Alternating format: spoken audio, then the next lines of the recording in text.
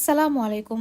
এত সহজ একটা পিঠার রেসিপিকে খুব কঠিনভাবে উপস্থাপন করে আমি আপনাদেরকে বিভ্রান্তিতে ফেলতে চাই না।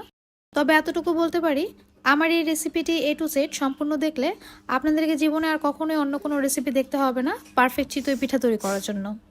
আজকের এই ভিডিওতে ফুলকো এবং অনেক ছিদ্র বিশিষ্ট চিতই পিঠা তৈরি করে দেখাবো। যে কোনো পিঠা তৈরি করার জন্যই কিছু কৌশল অবলম্বন করতে হয়, যেটা করতে পারলে আপনার পিঠাটা অবশ্যই পারফেক্ট হবে। আর ভিডিওতে আমি কিছু টিপসও দিয়ে দেবো, তাই ভিডিওটি স্কিপ না করে সম্পূর্ণ দেখবেন।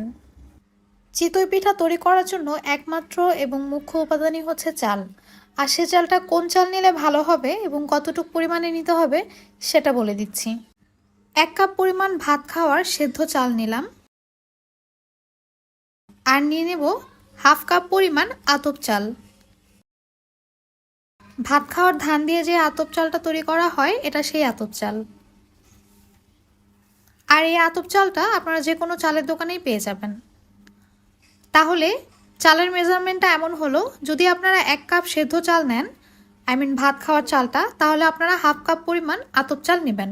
আর যদি 2 কাপ সেদ্ধ চাল নেন, তাহলে 1 কাপ পরিমাণ আতপ চাল নেবেন। আর এই চালটাকে আমি 30 মিনিটের মতো ভিজিয়ে রেখেছিলাম নর্মাল পানি দিয়ে। আর আপনাদের হাতে যদি সময় না থাকে, সেক্ষেত্রে কুসুম গরম পানি দিয়ে 15 মিনিট অথবা 10 মিনিট ভিজিয়ে রাখলেও চলবে। আর এরপর এই চালটাকে আমি ব্লেন্ডারে দিয়ে খুব ভালো করে ব্লেন্ড করে নিয়েছি। আর তাতে পরিমাণ মতো অল্প অল্প করে পানি দিয়ে দেবেন। আর পানিটা হালকা একটু গরম হতে হবে। তো এখন শীতের দিন চলে এসেছে, তাই একদম ঠান্ডা পানি এই চালে ব্যবহার করা যাবে না। অ্যাড করব সামান্য পরিমাণে লবণ। আপনারা যদি দুধ চিতই পিঠা তৈরি করতে যান, সেক্ষেত্রে চিতই পিঠার যে ব্যাটারটা তৈরি করবেন সেটা একটু পাতলা করে তৈরি করতে হবে। আর যদি নর্মালি খাওয়ার জন্য ভর্তা অথবা মাংস দিয়ে চিতই পিঠা খাওয়ার জন্য পিঠা তৈরি করেন, সেক্ষেত্রে এই ব্যাটারটা অনেক বেশি পাতলা করলে তখন এটা নরম আর কাদা কাদা লাগবে, সেটা কিন্তু খেতে একদমই ভালো লাগে না। তাই ভর্তা এবং মাংস দিয়ে খাওয়ার ক্ষেত্রে চিতই পিঠার ব্যাটারটা তুলনামূলকভাবে একটু ঘন হবে। আমি একটা স্প্যাচুলা দিয়ে ব্যাটারটাকে খুব ভালো করে মিশিয়ে নিচ্ছি। আপনারা চাইলে হাত দিয়েও এই ব্যাটারটা তৈরি করতে পারবেন। আমি আপনাদেরকে এর ঘনত্বটা একটু দেখিয়ে দিচ্ছি।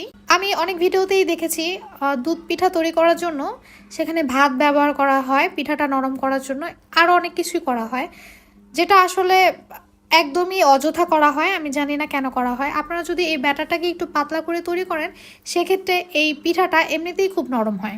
আর এখন যে খাজে আমি পিঠাটা তৈরি করব সেটা তৈরি করার পালা। এই জন্য খাজটাকে চুলার উপর রেখে আমি গরম করে নিয়েছি। গরম হয়ে গেলে এতে আমি একটু তেল দিয়ে দেব এবং তেলটাকেও কিছুক্ষণের জন্য আমি গরম করে নেব। আর তারপর আমি এখানে পানি দিয়ে দিচ্ছি। অনেক সময় দেখা যায় একটু আগুন উপরে চলে আসতে পারে, এটাতে ভয়ের কিছু নেই। এই খাজটা এভাবে তৈরি করে নিলে হয় কি, পিঠাটা খুব সহজেই খাজ থেকে তুলে ফেলা যায়। আর পিঠার ব্যাটারটা যখন খাজের মধ্যে দেবেন, তখন সম্পূর্ণ ব্যাটার একবারেই দিয়ে দেবেন। অল্প অল্প করে ব্যাটার দিলে সেই পিঠাটা কিন্তু নষ্ট হওয়ার সম্ভাবনা থাকে। আরেকটা ইম্পর্টেন্ট জিনিস যেটা আপনারা অবশ্যই খেয়াল রাখবেন, সেটা হচ্ছে খাজের ঢাকনাটা। খাজের ঢাকনাটা খুব ভালো হতে হবে। আরেকটা জিনিস খেয়াল রাখতে হবে, যাতে খাজের ঢাকনাটা খুব ভালোভাবে খাজের সাথে মিশে যায়, যাতে করে কোনো ফাঁকা ভাব না থাকে। এতে করে কিন্তু পিঠাটা খুব ভালোভাবে তৈরি হয়। আর ঢাকনাটা যদি পারফেক্ট না হয়, তখন দেখা যায় ভেতরের যেই গরম তাপটা সেটা বাইরে চলে আসে, এতে করে পিঠাটা ওপর দিয়ে ফুলে না এবং ভেতরে কাঁচা থেকে যায়। তাই ঢাকনাটা অবশ্যই আপনাদের ভালো একটা ঢাকনা দেখে নিতে হবে। আমার প্রথম পিঠাটা দেখতেই পাচ্ছেন কতগুলো ছিদ্র হয়েছে এবং কতটা পারফেক্ট হয়েছে। আর এটা তুলতে কিন্তু আমার একদমই কষ্ট হচ্ছে না। আরেকটা জিনিস, সেটা হচ্ছে পিঠাটা একবার ঢেকে দেওয়ার পর এটা কিন্তু বারবার খুলতে পারবেন না। একদম 5 মিনিট যাবে, তারপরে পিঠাটা খুলে ঢাকনাটা তুলে তারপর আপনার চেক করতে হবে পিঠাটা হয়েছে কিনা। কারণ একবার ঢেকে দিলে বারবার ঢাকনাটা খুললে তখন পিঠাটা কিন্তু সেদ্ধ হয় না, নষ্ট হয়ে যায়। পিঠার ব্যাটারটা যখন খাজের মধ্যে দেবেন, তখন চুলার আঁচটা কিন্তু মিডিয়ামে রাখতে হবে। চুলার আঁচ হাই দিয়ে পিঠা ভাজতে গেলে পিঠার নিচ দিকে পুড়ে যাবে এবং ওপর দিকে কাঁচা থাকবে।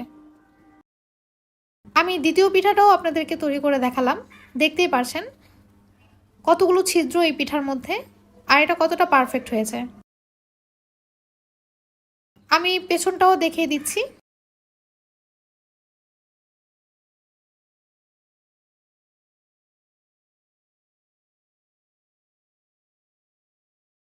আমি আরও একটা পিঠা তৈরি করে দেখাচ্ছি।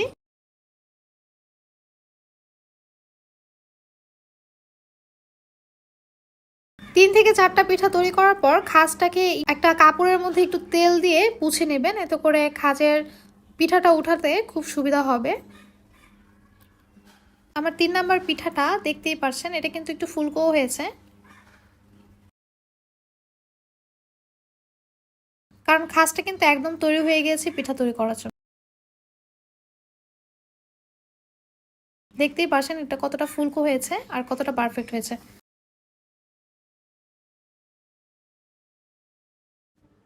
আমি একটা পিঠা ছিঁড়ে দেখাচ্ছি ভেতরটা, তাহলেই হয়তো আপনারা বুঝতে পারবেন এটা কতটা পারফেক্ট একটা পিঠা।